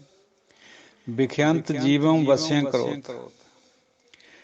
ਵਿਸ਼ਿਆਂ ਵਿਕਾਰਾਂ ਦੇ ਵਿੱਚ ਫਸਾ ਕੇ ਆਪਣੇ ਵਸ ਕਰ ਲੈਣਾ ਹੈ। ਜਿਸ ਤਰ੍ਹਾਂ ਬਾਂਦਰ ਘਰ ਘਰ ਨੱਚਦਾ ਫਿਰਦਾ, ਮਦਾਰੀ ਬਾਂਦਰ ਨੂੰ ਚਣਿਆਂ ਦੀ ਮੁੱਠ ਨਾਲ ਗ੍ਰਿਫਤਾਰ ਕਰ ਲੈਂਦਾ, ਫਿਰ ਉਹਨੂੰ ਜਗ੍ਹਾ ਜਗ੍ਹਾ ਨਚਾ ਕੇ ਆਪਣੀ ਰੋਜੀ ਪਾਲਦਾ। ਤੇ ਜਿਹੜਾ ਸਾਡਾ ਭਾਈ ਕ੍ਰੋਧ ਹੈ, ਇਹ ਵੀ ਸਾਨੂੰ ਇਸ ਤਰ੍ਹਾਂ ਹੀ ਨਚਾਉਂਦਾ। ਕ੍ਰੋਧ ਨੂੰ ਜੇ ਉਸ ਘੜੀ ਕੰਟਰੋਲ ਕਰ ਲਿਆ ਜਾਏ, ਸ਼ਾਂਤ ਕਰ ਲਿਆ ਜਾਏ ਸੰਗਤ ਦੇ ਵਿੱਚ, ਤਾਂ ਬਚਾਓ ਹੋ ਜਾਂਦਾ। ਨਹੀਂ ਤਾਂ ਜਿਹੜਾ ਫੈਸਲਾ ਕ੍ਰੋਧ ਵਿੱਚ ਬੰਦਾ ਲੈਂਦਾ, ਉਹ ਹਮੇਸ਼ਾ ਹੀ ਨਰਕ ਵੱਲ ਨੂੰ ਜਾਂਦਾ ਹੈ, ਬੰਦੇ ਦੀ ਵਿਨਾਸ਼ ਦਾ ਕਾਰਨ ਬਣਦਾ। ਵਿਨਾਸ਼ ਕਾਲੇ ਵਿਪਰੀਤ ਬੁੱਧੀ। ਹਮੇਸ਼ਾ ਹੀ ਕ੍ਰੋਧ ਦੇ ਵਿੱਚ ਕਰਿਆ ਵਾ ਕੋਈ ਵੀ ਫੈਸਲਾ ਮਾਰੂ ਹੁੰਦਾ। ਅਨੇਕ ਸ਼ਾਸਨ ਤੜੰਤ ਜਮਦੂਤ ਹੈ। ਜਿਹੜੇ ਜਮਦੂਤ ਹੈ, ਉਹ ਸਾਨੂੰ ਕਈ ਤਰੀਕਿਆਂ ਨਾਲ ਸਜ਼ਾ ਦੀ ਤਾੜਨਾ ਕਰਦੇ ਹੈ। ਤਬ ਸੰਗੇ ਅਦਮੰ ਨਰੈ। ਤੇਰੇ ਨਾਲ ਲੱਗ ਕੇ, ਹੇ ਕ੍ਰੋਧ, ਤੇਰੇ ਕਰਕੇ ਅਸੀਂ ਨੀਚ ਨਰ ਬਣ ਜਾਂਦੇ, ਚੰਗੇ ਤੋਂ ਮਾੜੇ ਬਣ ਜਾਂਦੇ। ਇਹ ਜਿਹੜਾ ਅਨੇਕ ਸ਼ਾਸਨ ਤੜੰਤ ਜਮਦੂਤ ਹੈ ਸਾਧ ਸੰਗਤ ਜੀ, ਇਹਦਾ ਜ਼ਿਕਰ ਗੁਰਬਾਣੀ 'ਚ ਕਈ ਜਗ੍ਹਾ ਅਲੱਗ-ਅਲੱਗ ਜਗ੍ਹਾ ਆਉਂਦਾ। ਕਿਤੇ ਤਾਂ ਜ਼ਿਕਰ ਆਉਂਦਾ ਵੀ ਜੋ ਜਮ ਆਏ ਕੇਸ ਕਹਿ ਪਟਕੈ ਤਾ ਦਿਨ ਕਿਸ਼ਨਾ ਬਸਾਏਗਾ। ਜਦੋਂ ਜਮਾਂ ਨੇ ਆ ਕੇ ਕੇਸਾਂ ਤੋਂ ਪਕੜਨਾ ਹੈ, ਪਟਕ ਕੇ ਮਾਰਨਾ ਹੈ, ਫਿਰ ਤੈਨੂੰ ਕੋਈ ਉਸ ਟਾਈਮ ਸਹਾਰਾ ਨਹੀਂ ਬਣਨਾ। ਨਾਮ ਜਪ ਲੈ, ਗੁਰੂ ਵਾਲਾ ਬਣ ਜਾ। ਇੱਕ ਜਗ੍ਹਾ ਜ਼ਿਕਰ ਆਉਂਦਾ, ਕਬੀਰ ਜਮ ਕਾ ਠੇਂਗਾ ਬੁਰਾ ਹੈ, ਉਹ ਨਹੀਂ ਸਹਿਆ ਜਾਏ। ਡੰਡਾ ਜਮਾਂ ਦਾ ਬਹੁਤ ਬੁਰਾ ਜਿਹਾ ਸਿਰ 'ਚ ਪੈਂਦਾ ਹੈ, ਪਿੰਡੇ ਤੇ ਪੈਂਦਾ ਡੰਡਾ, ਫਿਰ ਬੜਾ ਮੁਸ਼ਕਿਲ ਹੁੰਦੀ ਹੈ, ਬਹੁਤ ਮੁਸ਼ਕਿਲ ਹੁੰਦੀ ਹੈ। ਔਰ ਅੱਗੇ ਵੀ ਜ਼ਿਕਰ ਆਉਂਦਾ, ਜਮਾਂ ਦੁਆਰਾ ਬੈਤਰਨੀ ਨਦੀ ਲਹੂ ਰਾਤ ਦੀ ਗਰਮ ਤਪੀ ਹੋਈ ਪਾਰ ਕਰਨੀ ਪੈਂਦੀ ਹੈ। ਗੁਰਬਾਣੀ 'ਚ ਵੀ ਜ਼ਿਕਰ ਹੈ ਉਹਦਾ। ਹੋਰ ਅਨੇਕ ਤਰ੍ਹਾਂ ਤੋਂ ਜਮ ਸਜ਼ਾ ਦਿੰਦਾ ਬੰਦੇ ਨੂੰ। ਅਨੇਕ ਸ਼ਾਸਨ ਦੀਨ ਦੁਖ ਭੰਜਨ ਦਿਆਲ ਪ੍ਰਭ, ਨਾਨਕ ਸਰਬ ਜੀ ਰੱਖਿਆ ਕਰੋ। ਦੀਨਾਂ ਦਾ, ਦੁੱਖਾਂ ਦਾ ਭੰਜਨ ਕਰਨ ਵਾਲਾ। ਦੀਨ ਸਾਧ ਸੰਗਤ ਜੀ ਦੋ ਤਰ੍ਹਾਂ ਤੋਂ ਆਉਂਦਾ ਗੁਰਬਾਣੀ 'ਚ। ਇੱਕ ਵਾਰੀ ਸਾਡੇ ਗੁਰਦੁਆਰੇ ਸਾਹਿਬ 'ਚ ਅੱਜ ਤੋਂ 35-40 ਸਾਲ ਦੀ ਗੱਲ ਹੈ, ਕਿਤੇ ਵਿਚਾਰ ਹੋ ਰਹੀ ਸੀ। 3-4 ਪੁਰਸ਼ ਬੈਠੇ ਸੀਗੇ। ਇੱਕ ਤਾਂ ਦੋ ਉਹਨਾਂ ਚੋਂ ਕਹਿ ਰਹੇ ਸੀ ਵੀ ਦੀਨ ਦੁਖੀ ਨੂੰ ਕਹਿੰਦੇ, ਗਰੀਬ ਨੂੰ ਕਹਿੰਦੇ। ਇੱਕ ਕਹਿ ਰਿਹਾ ਸੀ ਵੀ ਦੀਨ ਮਜ਼ਹਬ ਨੂੰ ਕਹਿੰਦੇ, ਧਰਮ ਨੂੰ ਕਹਿੰਦੇ। ਹੁਣ ਉਦੋਂ ਦਾਸਰੇ ਨੂੰ ਵੀ ਪਤਾ ਨਹੀਂ ਸੀ, ਅਸਲ 'ਚ ਸੁਣੀ ਗਿਆ ਬੈਠਾ, ਲੇਕਿਨ ਮਨ ਵਿੱਚ ਸ਼ੰਕਾ ਜ਼ਰੂਰ ਆਇਆ ਵੀ ਦੋਹੇ ਗੱਲਾਂ ਠੀਕ ਤਾਂ ਲੱਗਦੀਆਂ, ਪਰ ਹੁਣ ਇਹਨਾਂ 'ਚੋਂ ਕੌਣ ਠੀਕ ਹੈ, ਕਿਹੜੀ ਠੀਕ ਹੈ, ਇਹ ਨਹੀਂ ਸਮਝ ਆਈ। ਪਰ ਬਾਅਦ 'ਚ ਹੁਣ ਖਿਆਲ ਪਤਾ ਲੱਗਿਆ ਬਈ ਦੀਨ ਜਿੱਥੇ ਤਾਂ ਆਉਂਦਾ ਹੈ ਪਰਸ਼ੀਅਨ ਦੇ ਤੌਰ 'ਤੇ, ਉੱਥੇ ਇਹਦਾ ਅਰਥ ਹੋਰ ਹੈ। ਜਿੱਥੇ ਇਹ ਸੰਸਕ੍ਰਿਤ ਜਾਂ ਹਿੰਦੀ ਜਾਂ ਪੰਜਾਬੀ ਦੇ ਵਿੱਚ ਆਉਂਦਾ ਹੈ ਤਾਂ ਉੱਥੇ ਅਰਥ ਇਹਦਾ ਹੋਰ ਹੈ। ਸੰਸਕ੍ਰਿਤ ਦੇ ਵਿੱਚ ਜਿੱਥੇ ਦੀਨ ਆਉਂਦਾ ਹੈ ਉੱਥੇ ਗਰੀਬਾਂ ਖਾਤਰ ਆਉਂਦਾ। ਜਿੱਥੇ ਪਰਸ਼ੀਅਨ ਲੈਂਗੁਏਜ ਦੇ ਤੌਰ 'ਤੇ ਆਉਂਦਾ ਹੈ ਉੱਥੇ ਉਹਨੂੰ ਦੀਨ ਲਿਖਿਆ ਵਾ ਹੁੰਦਾ, ਦੀਨ ਦੱਦੇ ਨੂੰ ਬਿਹਾਰੀ ਪਰ ਬਿੰਦੀ ਕਰਕੇ ਦੀਨ ਤੋਂ ਮਤਲਬ ਹੁੰਦਾ। ਉਹ ਦੀਨ ਧਰਮ ਤੋਂ ਆਉਂਦਾ, ਦੀਨ ਦੀ ਰੱਖਿਆ ਕਰੋ। ਦੋਹਾਂ ਦੇ ਵਿੱਚ ਫਰਕ ਹੈ, ਪਰ ਕਾਰਨ ਅਨੁਸਾਰ ਬਦਲ ਜਾਂਦਾ। ਤੋ ਦੀਨ ਦੁੱਖ ਭੰਜਨ, ਇੱਥੇ ਗਰੀਬੀ ਤੋਂ ਮਤਲਬ ਹੈ। ਇਹ ਗਰੀਬੀ ਨੂੰ, ਦੁੱਖਾਂ ਨੂੰ ਭੰਜਨ ਕਰਨ ਵਾਲਾ ਦਿਆਲੂ ਪ੍ਰਭੂ। ਇਹ ਨਾਨਕ ਗੁਰੂ ਨਾਨਕ ਪਾਤਸ਼ਾਹ ਫਰਮਾਉਂਦੇ ਨੇ, ਸਰਬ ਜੀਵਾਂ ਦੀ ਰੱਖਿਆ ਕਰ। ਨਾਨਕ ਨਾਮ ਚੜ੍ਹਦੀ ਕਲਾ, ਤੇਰੇ ਭਾਣੇ ਸਰਬੱਤ ਦਾ ਭਲਾ। ਉਹ ਇਹੀ ਚੀਜ਼ ਹੈ। ਨਾਨਕ ਸਰਬ ਜੀ ਰੱਖਿਆ ਕਰੋ, ਸਾਰਿਆਂ ਦੀ ਰੱਖਿਆ ਕਰ। ਹੇ ਵਾਹਿਗੁਰੂ, ਤੇਰਾ ਧੰਨਵਾਦ ਹੈ, ਤੂੰ ਸੰਗਤ ਦੇ ਵਿੱਚ ਪਾ ਕੇ ਸਾਨੂੰ 5 ਵਿਕਾਰਾਂ ਤੋਂ ਵੀ ਛੁਟਕਾਰਾ ਦਵਾ ਦਿੰਦਾ। ਔਰ ਜਿਹੜੇ ਬਾਕੀ ਹੋਰ ਵਿਕਾਰ ਵੀ ਹੈ ਸਰੀਰ ਦੇ ਵਿੱਚ, ਨਿੰਦਿਆ, ਚੋਰੀ, ਚੁਗਲੀ, ਤ੍ਰਿਸ਼ਨਾ, ਜੋ ਵੀ ਕੁਛ ਹੈ, ਜਿਹੜਾ ਵੀ ਡੁਅਲਟੀ 'ਚ ਹੁੰਦਾ ਹੈ, ਉਹਨਾਂ ਤੋਂ ਛੁਟਕਾਰਾ ਦਵਾ ਦਿੰਦਾ। ਇੱਕੋ ਇੱਕ ਰਸਤਾ ਸੰਗਤ ਹੈ, ਹੋਰ ਕੋਈ ਵੇ ਹੈ ਨਹੀਂ ਬੰਦੇ ਨੂੰ ਬਾਹਰ ਨਿਕਲਣ ਖਾਤਰ ਇਸ ਭਵਜਲ 'ਚੋਂ। ਭਵਜਲ ਕਿਹੜਾ? ਸਾਧ ਸੰਗਤ ਜੀ, ਉਹ ਜਿਹੜਾ ਸੰਸਾਰ ਦਾ ਭੈ ਰੂਪੀ ਸਮੁੰਦਰ ਹੈ। ਵੈਸੇ ਤਾਂ ਭੈ ਉਹਨੂੰ ਕਿਹਾ ਜਾਂਦਾ ਜਿੱਥੇ ਬੈਤਰਨੀ ਨਦੀ ਪਾਰ ਕਰਨੀ ਪੈਂਦੀ, ਲਹੂ ਰਾਤ ਦੀ ਬਹੁਤ ਭਿਆਨਕ ਗਰਮ ਹੈ ਪਾਣੀ, ਉਹਦੇ ਵਿੱਚ ਨੂੰ ਲੰਘਣਾ ਪੈਂਦਾ ਹੈ। ਅਗੇ ਪੰਡਿਤ ਤਾਂ ਗਊ ਦੀ ਪੂੰਛ ਫੜ ਕੇ ਲੰਘ ਜਾਂਦਾ, ਬਾਕੀ ਕਿਵੇਂ ਲੰਘੂਗੇ ਭਾਈ? ਚਲੋ ਉਹ ਤਾਂ ਇੱਕ ਦ੍ਰਿਸ਼ਟਾਂਤ ਹੈ ਉਹਨਾਂ ਦਾ। ਸਾਡੇ ਵਾਸਤੇ ਇਹ ਹਦਾਇਤ ਹੈ ਵੀ ਜਿਹੜਾ ਆਹ ਸੰਸਾਰ ਹੈ ਇਹ ਭੈ ਦਾ ਸਾਗਰ ਹੈ। ਇਹਦੇ ਵਿੱਚ ਕਾਮ, ਕ੍ਰੋਧ, ਲੋਭ, ਮੋਹ, ਹੰਕਾਰ 5 ਧਾਏ ਚੁੰਬੜੇ ਹੋਏ ਹੈ, 5 ਦੋਖ ਚੁੰਬੜੇ ਹੋਏ ਹੈ, ਹੋਰ ਪਤਾ ਨਹੀਂ ਕਿੰਨਾ ਕੁਛ ਹੈ। ਇਹ ਤੋਂ ਪਾਰ ਹੋਣ ਦਾ ਜਿਹੜਾ ਸਾਧਨ ਹੈ ਉਹ ਸੰਗਤ ਹੈ। ਸੰਗਤ ਤੋਂ ਬਿਨਾਂ ਨਹੀਂ ਪਾਰ ਹੋਇਆ ਜਾਣਾ। ਔਰ ਸਾਡੇ ਹਿੰਦੂ ਧਰਮ ਦੇ ਵਿੱਚ ਜ਼ਿਕਰ ਆਉਂਦਾ ਵੀ ਮਰਨ ਤੋਂ ਬਾਅਦ ਇਹ ਸਭ ਕੁਛ ਹੁੰਦਾ ਹੈ। ਗੁਰਬਾਣੀ ਫਰਮਾਉਂਦੀ ਹੈ ਵੀ ਨਹੀਂ, ਇਹ ਜਿਉਂਦੇ ਜੀ ਅਸੀਂ ਇਸ ਸਮੁੰਦਰ 'ਚੋਂ ਦੀ ਲੰਘਣਾ ਹੈ, ਭੈ ਦੇ ਸਮੁੰਦਰ 'ਚੋਂ, ਸੰਸਾਰ ਰੂਪੀ ਸਮੁੰਦਰ 'ਚੋਂ ਪਾਰ ਨਿਕਲਣਾ। ਓਪਨ ਰਿਲੀਜਨ, ਜਿਵੇਂ ਬਰਗਸਨ ਨੇ ਕਿਹਾ ਸੀ ਬਈ ਇੱਥੇ ਹੀ ਸਾਡੀ ਮੁਕਤੀ ਹੋਣੀ ਹੈ, ਜੇ ਹੋਣੀ ਹੈ, ਬਾਅਦ ਵਿੱਚ ਨਹੀਂ। ਮੋਏ ਹੋਏ ਜੋ ਮੁਕਤ ਦਿਓਗੇ, ਮੁਕਤ ਨਾ ਜਾਣੇ ਕੋਇਲਾ, ਬਾਬਾ ਨਾਮਦੇਵ ਜੀ। ਐਸੇ ਸਰੀਰ ਦੇ ਵਿੱਚ ਮੁਕਤੀ ਦੇ ਸਾਨੂੰ, ਹੁਣ ਜਿਉਂਦੇ ਜੀ ਆਪਣੇ ਨਾਮ ਮਿਲਾ। ਮਰਨ ਤੋਂ ਬਾਅਦ ਕਿਸੇ ਨੇ ਨਹੀਂ ਦੇਖਣਾ ਵੀ ਤੇਰੀ ਮੁਕਤੀ ਮਿਲੀ ਹੈ ਕਿ ਨਹੀਂ ਮਿਲੀ ਹੈ। ਜੇ ਬੇੜੀ ਡੁੱਬ ਗਈ, ਮਰੇ ਗਏ, ਫਿਰ ਸਾਨੂੰ ਬਾਅਦ ਵਿੱਚ ਡੁੱਬੇ ਤੋਂ ਬਾਅਦ ਬੇੜੀ ਮਿਲੇ, ਫਿਰ ਉਹਦਾ ਕਿਆ ਲਾਭ ਹੈ? ਇਸ ਕਰਕੇ ਹੁਣ ਸਾਡੀ ਮਦਦ ਕਰ, ਸਾਨੂੰ ਸੰਗਤ ਦਾ ਮਿਲਾਪ ਕਰਾ ਤੇ ਆਪਣਾ ਨਾਮ ਦੇ, ਫਿਰ ਸਾਡਾ ਆਧਾਰ ਹੋ ਸਕਦਾ ਹੈ। ਹੋਰ ਕੋਈ ਵੀ ਤਰੀਕਾ, ਕੋਈ ਕਰਮ ਵਿਸ਼ੇਸ਼ ਸਾਨੂੰ ਛੁਡਵਾ ਨਹੀਂ ਸਕਦਾ। ਕੋਈ ਦਾਨ ਨਹੀਂ ਛੁਡਾ ਸਕਦਾ, ਕੋਈ ਪੁੰਨ ਨਹੀਂ ਛੁਡਾ ਸਕਦਾ। ਇਹ ਹੋਰਾਂ ਦਾ ਖਿਆਲ ਹੋ ਸਕਦਾ ਹੈ, ਗੁਰਮਤਿ ਦਾ ਖਿਆਲ ਨਹੀਂ ਹੈ। ਸਗੋਂ ਫਸਾ ਤਾਂ ਸਕਦੇ ਆ ਇਹ ਕਰਮ, ਕਿਉਂਕਿ ਕਰੇ ਹੀ ਹਉਮੈ 'ਚੋਂ ਜਾਣੇ, ਪੁੰਨ ਦਾਨ ਵੀ ਤਾਂ ਹਉਮੈ 'ਚੋਂ ਨਿਕਲ ਰਿਹਾ। ਇਹ ਸਾਨੂੰ ਫਸਾ ਤਾਂ ਸਕਦੇ ਆ, ਫਸਾਉਨੇ, ਪਰ ਛਡਾ ਨਹੀਂ ਸਕਦੇ। ਛਡਾਉਣ ਦਾ ਇੱਕੋ ਹੀ ਇੱਕ ਸਾਧਨ ਹੈ, ਸੰਗਤ ਦਾ ਮਿਲਾਪ, ਨਾਮ ਦਾ ਪ੍ਰਗਟ ਹੋਣਾ ਅੰਦਰ, ਔਰ ਫਿਰ ਸੰਗਤ ਦੀ ਸੇਵਾ ਦੇ ਵਿੱਚ ਜੁੜ ਜਾਣਾ।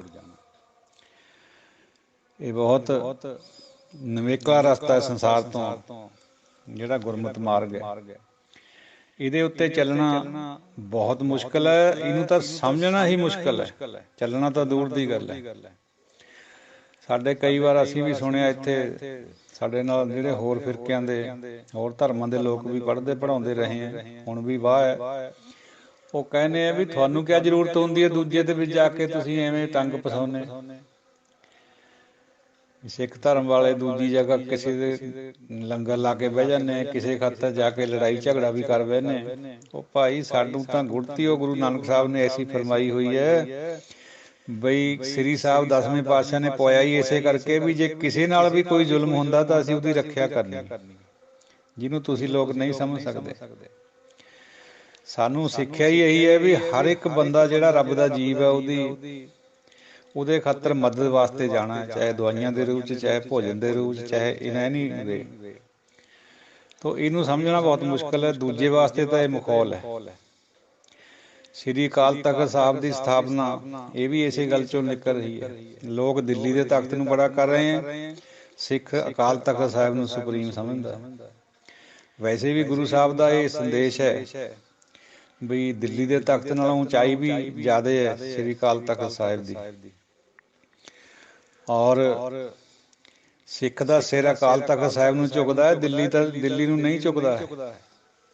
ਉਹ ਮਾਨਤਾ ਚਲੋ ਕਾਨੂੰਨੀ ਤੌਰ ਪਰ ਕਰਨੀ ਪੈਂਦੀ ਹੈ, ਅਸੀਂ ਇਸ ਦੇਸ਼ ਦੇ ਵਾਸੀ ਹਾਂ, ਪਰ ਜਿਹੜਾ ਧਾਰਮਿਕਤਾ ਜਾਂ ਸਾਡਾ ਜਿਹੜਾ ਧਰਮ ਦਾ ਮੰਨਣ ਚੱਲਣ ਹੈ ਉਹ ਸ੍ਰੀ ਅਕਾਲ ਤਖ਼ਤ ਸਾਹਿਬ ਤੋਂ ਪ੍ਰਭਾਵਿਤ। ਉਹ ਗੱਲ ਜੁਦੀ ਹੈ ਵੀ ਸਮੇਂ ਦੇ ਨਾਲ ਕਈ ਵਾਰੀ ਗਿਰਾਵਟਾਂ ਆ ਜਾਂਦੀਆਂ। ਅਕਾਲ ਤਖ਼ਤ ਮਹਾਨ ਹੈ। ਸ੍ਰੀ ਅਕਾਲ ਤਖ਼ਤ ਦੇ ਉੱਤੇ ਜਿਹੜੇ ਬੈਠੇ ਹੁੰਦੇ ਆ, ਜਿਹਨੂੰ ਆਪਾਂ ਜਥੇਦਾਰ ਦੀ ਪਦਵੀ ਦਿੰਦੇ ਹਾਂ, ਉਹ ਗਲਤ ਹੋ ਸਕਦੇ ਆ ਔਰ ਹਿਸਟਰੀ 'ਚ ਗਲਤ ਹੋਏ।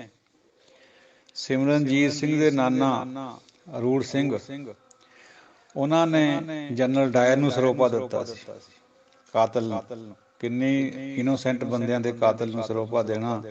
ਬਾਅਦ ਵਿੱਚ ਫਿਰ ਸਿਮਰਨਜੀਤ ਸਿੰਘ ਮਾਨ ਨੇ ਆਪਣੇ ਨਾਨੇ ਦੀ ਗਲਤੀ ਨੂੰ ਮਾਫੀ ਵੀ ਮੰਗੀ ਹੈ ਉਹਦੀ। ਹੋਰ ਵੀ ਕਈ ਐਸੇ ਹੈ, ਹੁਣ ਵੀ ਹੈ ਸਿੱਖ ਸਿਆਸਤ ਵਿੱਚ, ਜਿਨ੍ਹਾਂ ਦੇ ਵਡੇਰਿਆਂ ਨੇ ਸਿੱਖੀ ਦੇ ਉਲਟ ਕਰਮ ਕਰੇ ਹੈ ਔਰ ਅਕਾਲ ਤਖ਼ਤ ਸਾਹਿਬ ਨੂੰ ਹਥਿਆ ਕੇ ਸੱਤਾ ਦੇ ਸੁੱਖ ਦੇ ਨਾਲ, ਸੱਤਾ ਦੇ ਨਾਲ ਮਿਲ ਕੇ ਅਕਾਲ ਤਖ਼ਤ ਸਾਹਿਬ ਦੀ ਦੁਰਵਰਤੋਂ ਕਰੀ ਹੈ, ਕੁਵਰਤੋਂ ਕਰੀ ਹੈ। ਇੱਕ ਵਾਰੀ ਜਿਹੜੇ ਬਜ ਘਾਟ ਦੇ ਸਾਡੇ ਸਿੱਖ ਰਹਿਬਰ, ਸਾਡੇ ਸਿੱਖ ਕੁਛ ਨੌਜਵਾਨ ਕਹਿ ਲਓ ਜਾਂ ਉਸ ਟਾਈਮ ਪੁਲਿਸ ਸੀਗੇ, ਕੈਨੇਡਾ ਤੋਂ ਜਹਾਜ਼ ਨੂੰ ਮੋੜ ਦਿੱਤਾ ਗਿਆ ਸੀਗਾ ਕਾਮਾਗਾਟਾ ਮਾਰੂ ਨੂੰ, ਕਿਉਂਕਿ ਉਹ ਯੋਧੇ ਆਜ਼ਾਦੀ ਵਾਸਤੇ ਸਿਰਾਂ ਤੇ ਕੱਫਣ ਬੰਨ੍ਹ ਕੇ ਚੱਲੇ ਸੀਗੇ।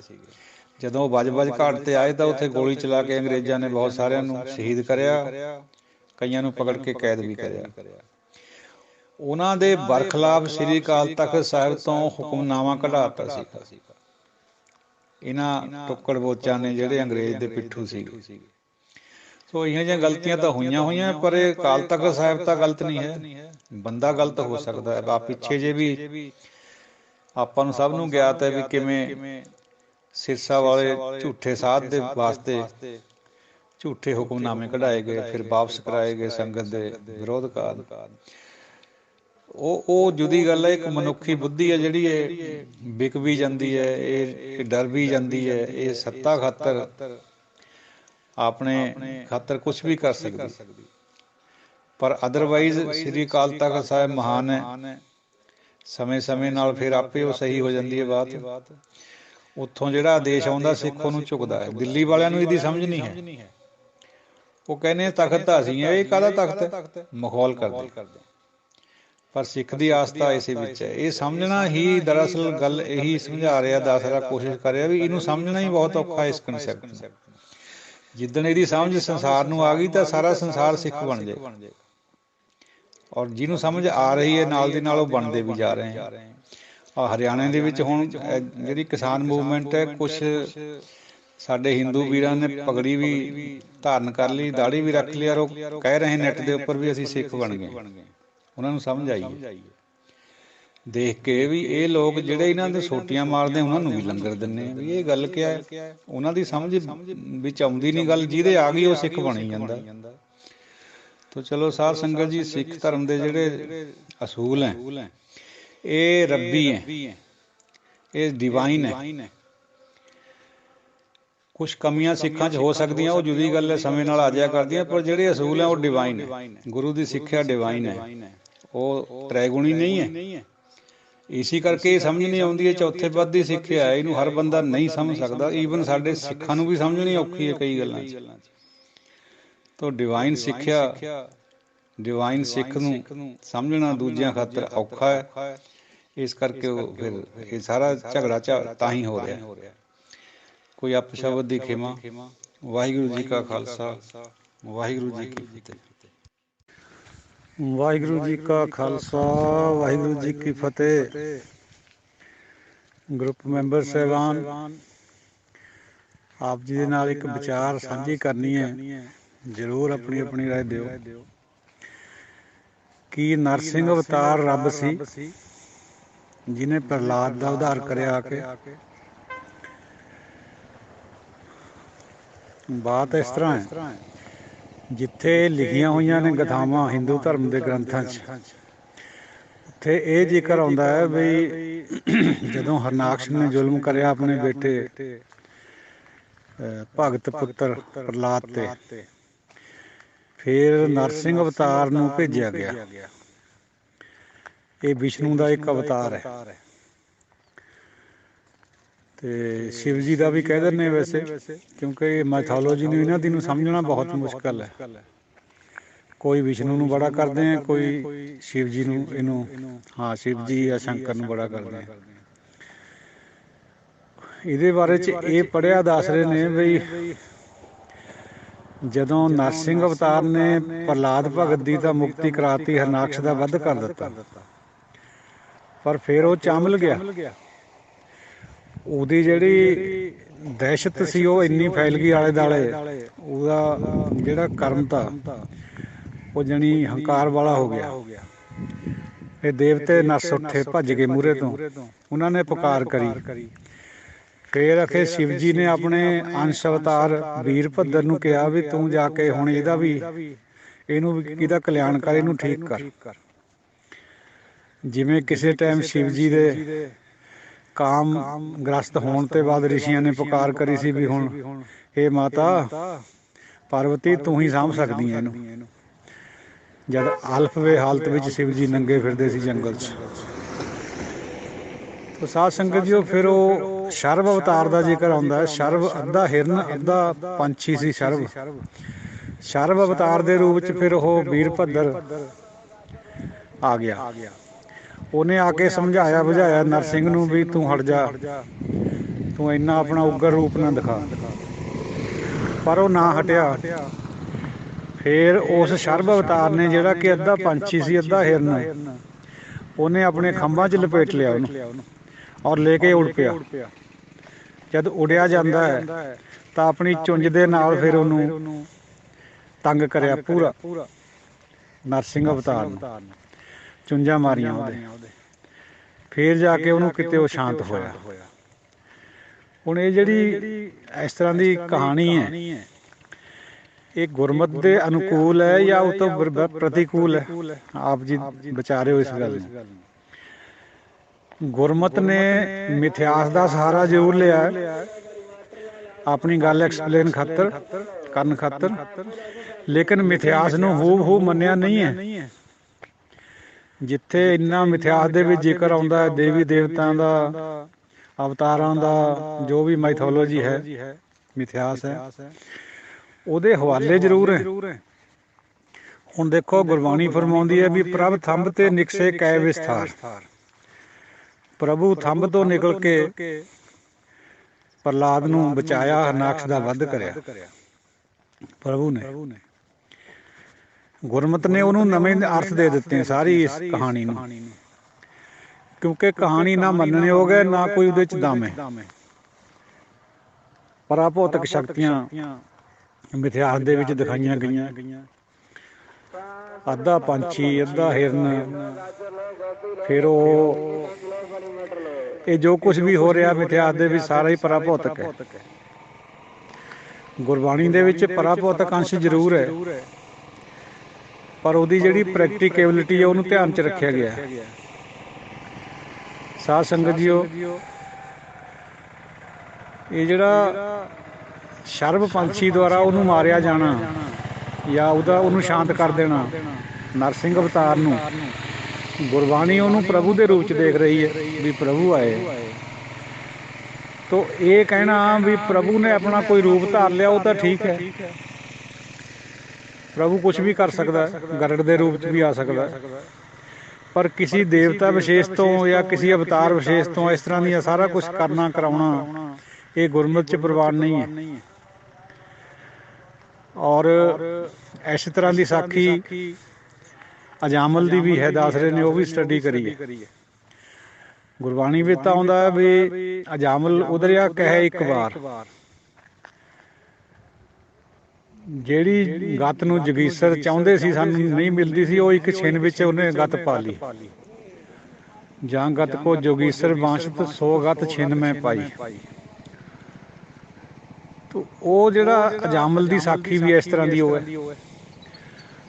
ਆਖੇ ਉਹਦਾ ਅਰਥ ਉਹਦਾ ਹੋ ਗਿਆ, ਫਿਰ ਉਹ ਗੰਗਾ ਚਲਾ ਗਿਆ, ਗੰਗਾ ਦੇ ਉੱਤੇ ਜਾ ਕੇ ਫਿਰ ਉਹਨੇ ਤਪੱਸਿਆ ਕਰੀ ਭਾਰੀ, ਇਸ ਤਰ੍ਹਾਂ ਦੀ ਹੈ। ਗੁਰਮਤਿ ਨੇ ਜਿਹੜੇ ਅਰਥਾਂ ਦੇ ਵਿੱਚ ਇਹ ਮਿਥਿਹਾਸ ਨੂੰ ਲਿਆ ਹੈ, ਸਾਨੂੰ ਉਸੇ ਦਾ ਅਨੁਸਰਨ ਕਰਨਾ ਹੈ, ਨਾ ਕਿ ਸਾਖੀਆਂ 'ਚ ਬਿਲੀਵ ਕਰਨਾ ਹੈ। ਬਹੁਤ ਨੈਚੁਰਲ ਗੱਲ ਹੈ ਜਿਹੜੀ ਗੁਰੂ ਸਾਹਿਬ ਨੇ ਫਰਮਾਈ ਹੈ।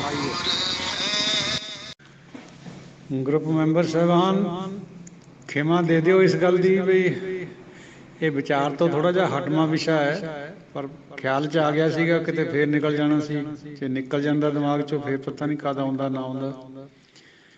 ਤਾਂ ਦੱਸਣ ਦੀ ਕੋਸ਼ਿਸ਼ ਹੁੰਦੀ ਹੈ ਵੀ ਆਪਣੇ ਜੋ ਵੀ ਪ੍ਰਾਪਤੀ ਗਿਆਨ ਦੀ ਹੋਈ ਹੈ ਉਹ ਪਲੱਸ ਜਿਹੜਾ ਕੋਈ ਵੀ ਆਪਣਾ ਤਜਰਬਾ ਜ਼ਿੰਦਗੀ ਦਾ ਉਹ ਸਾਂਝਾ ਕਰਿਆ ਜਾਵੇ ਆਪ ਜੀ ਦੇ ਨਾਲ, ਤਾਂ ਕਿ ਗਾਹਾਂ ਵਾਸਤੇ ਆਪ ਜੀ ਵੀ ਉਸ ਨੂੰ ਉਸ ਤਰ੍ਹਾਂ ਕਰੋ। ਇਹ ਤਕਰੀਬਨ ਹਰ ਬੰਦੇ ਦਾ ਹੋਣਾ ਹੀ ਚਾਹੀਦਾ, ਆਪ ਜੀ ਦਾ ਵੀ ਹੈ, ਅਸੀਂ ਵੀ ਸਭ ਤੋਂ ਲੈ ਹੀ ਰਹੇ ਕੁਛ ਨਾ ਕੁਛ। ਇਸ ਕਰਕੇ ਇਹ ਵਿਚਾਰ ਪਾਈ ਹੈ, ਗੁਰਮਤਿ ਦੀ ਵਿਚਾਰ ਹੈ। ਇਹ ਗੱਲ ਜੁਦੀ ਹੈ ਵੀ ਜਿਹੜਾ ਵਿਸ਼ਾ ਵਸਤੂ ਅੱਜ ਚੱਲ ਰਿਹਾ ਹੈ, ਸੰਸਕ੍ਰਿਤੀ ਜਿਹੜੇ ਸ਼ਲੋਕ ਹੈ, ਉਸ ਤੋਂ ਥੋੜ੍ਹਾ ਜਿਹਾ ਹਟਵਾਂ ਜ਼ਰੂਰ ਹੈ। ਇਸ ਗੱਲ ਦੀ ਜ਼ਰੂਰ ਖਿਮਾ ਦਿਓ, ਪਰ ਇੰਟਰਸਟਿੰਗ ਵਿਸ਼ਾ ਹੈ ਗੁਰਮਤਿ ਦੇ ਅਨੁਸਾਰ। ਜੇ ਇਹਦੀ ਗਹਿਰਾਈ 'ਚ ਜਾਈਏ ਤਾਂ ਆਪਾਂ ਨੂੰ ਬਹੁਤ ਜ਼ਿਆਦਾ ਕੁਛ ਪ੍ਰਾਪਤੀ ਹੋਣ ਵਾਲੀ ਹੈ, ਔਰ ਗੁਰਮਤਿ ਦੀ ਸਮਝ ਆਉਣ ਵਾਲੀ ਹੈ। ਜੋ ਮਿਥਿਹਾਸ ਕਿਉਂ ਆ ਰਿਹਾ ਗੁਰਬਾਣੀ 'ਚ, ਉਹਦੇ ਵਿਚਾਰ ਵੀ ਹੋ ਸਕਦੀ ਆਰਾਮ ਨਾਲ। ਵਾਹਿਗੁਰੂ ਜੀ ਕਾ ਖਾਲਸਾ, ਵਾਹਿਗੁਰੂ ਜੀ ਕੀ ਫਤਿਹ। ਹਾਂਜੀ ਭਾਈ ਅਮਰੀਕ ਸਿੰਘ ਜੀ, ਇਹ ਜਿਹੜੀ ਗੱਲ ਕਹੀ ਹੈ ਨਾ, ਇਹ ਲਿੰਗ ਪੁਰਾਣ ਵਿੱਚ ਹੈ।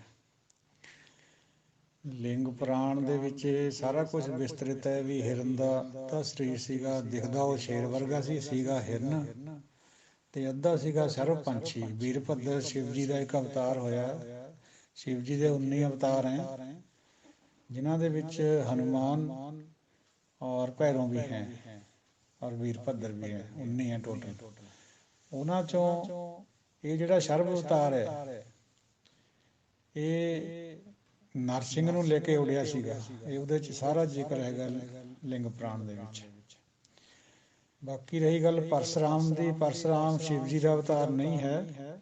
ਪਰਸ਼ੁਰਾਮ ਰਾਮ ਚੰਦਰ ਜੀ ਤੋਂ ਪਹਿਲਾ ਅਵਤਾਰ ਹੈ ਵਿਸ਼ਨੂੰ ਦਾ। ਉਹ ਵਿਸ਼ਨੂੰ ਦੇ ਹੀ ਹੈ ਸਾਰੇ ਹੀ। ਇੱਕ ਦੋ ਇਹਨਾਂ ਵਿੱਚ ਇੱਧਰ ਉੱਧਰ ਹੈ, ਜਿਵੇਂ ਇਹਦਾ ਜਿਹੜਾ ਸ਼ਿਵ ਜੀ ਦਾ ਇੱਕ ਕ੍ਰਿਸ਼ਨ ਦੇ ਰੂਪ 'ਚ ਵੀ ਹੈ ਇੱਕ ਅਵਤਾਰ। ਹਾਲਾਂਕਿ ਕ੍ਰਿਸ਼ਨ ਜੀ, ਰਾਮ ਚੰਦਰ ਜੀ ਇਹ ਵਿਸ਼ਨੂੰ ਦੇ ਅਵਤਾਰ ਹੈ, ਪਰ ਇੱਧਰ ਵੀ ਜ਼ਿਕਰ ਆਉਂਦਾ ਉਹਦਾ 13ਵੇਂ 14ਵੇਂ ਕਿਸੇ ਨੰਬਰ ਪਰ ਚੱਲ ਕੇ, ਜਿਹੜਾ ਸ਼ਿਵ ਜੀ ਦੇ ਅਵਤਾਰ ਹੈ। ਤੋ ਇਹ ਮਿਥਿਹਾਸ ਹੈ, ਇਹਨਾਂ ਦਾ ਸਮਝਣਾ ਬਹੁਤ ਔਖਾ ਹੈ। ਕਿਤੇ ਸ਼ਿਵ ਜੀ ਨੂੰ ਮਹਾ ਸ਼ਕਤੀ ਕਹਿ ਦਿੰਦੇ, ਕਿਤੇ ਵਿਸ਼ਨੂੰ ਨੂੰ ਕਿਹਾ ਜਾਂਦਾ। ਸਾਡੀ ਤਾਂ ਸਮਝ ਤੋਂ ਬਾਹਰ ਹੈ, ਕਿਉਂਕਿ ਅਸੀਂ ਅਸਲ 'ਚ ਪੂਰਾ ਇਹਨਾਂ ਦਾ ਡਿਟੇਲ ਵੀ ਨਹੀਂ ਪੜ੍ਹੀ ਹੋਈ ਹੈ। ਜੇ ਪੂਰਾ ਪੜ੍ਹੀਏ ਤਾਂ ਸ਼ਾਇਦ ਸਮਝ ਆ ਜਾਏ, ਪਰ ਸਾਨੂੰ ਗੁਰਬਾਣੀ ਦੇ ਨਾਲ ਜੁੜਨ ਕਰਕੇ ਇਹਨਾਂ ਚੀਜ਼ਾਂ ਦੀ ਸਿਰਫ ਹਵਾਲੇ ਹੀ ਚਾਹੀਦੇ ਹੁੰਦੇ, ਹੋਰ ਇਹਨਾਂ ਤੋਂ ਅਸੀਂ ਲੈਣਾ ਦੇਣਾ ਕੁਛ ਨਹੀਂ ਹੁੰਦਾ। ਕਿਉਂਕਿ ਇਹ ਗੁਰਬਾਣੀ ਤੋਂ ਬਿਲਕੁਲ ਵੀ ਅਲੱਗ ਇਹਨਾਂ ਦੀ ਵਿਵਸਥਾ ਬਣੀ ਹੋਈ ਸਾਰੀ। ਜਿਵੇਂ ਗੁਰੂ ਮਹਾਰਾਜ ਨੇ ਸਿਰਫ ਨਰਸਿੰਘ ਨੂੰ ਪਰਮਾਤਮਾ ਦੇ ਰੂਪ 'ਚ ਲੈ ਲਿਆ, ਬਾਕੀ ਉਹਦਾ ਕੁਝ ਨਹੀਂ ਲਿਆ। ਕਿੱਥੋਂ ਆਇਆ, ਕਿਵੇਂ ਬਣਿਆ, ਉਹਦਾ ਕੋਈ ਸਰੋਕਾਰ ਨਹੀਂ ਹੈ ਗੁਰਬਾਣੀ ਨਾਲ। ਐਸੇ ਤਰੀਕੇ ਨਾਲ ਹੋਰ ਬਹੁਤ ਸਾਰਾ ਜਿੰਨਾ ਵੀ ਮਿਥਿਹਾਸ ਹੈ, ਜਿਵੇਂ ਇੰਦਰ ਹੈ, ਉਹ ਮਿਸਾਲ ਦੇ ਦਿੱਤੀ ਉਹਦੀ, ਪਰ ਉਹ ਕਿਵੇਂ ਹੋਇਆ, ਕਿਆ ਹੋਇਆ, ਉਹ ਸਾਰਾ ਕੁਝ ਨਹੀਂ ਹੈ ਇੱਦਾਂ ਨਹੀਂ। ਸੋ ਇਸ ਕਰਕੇ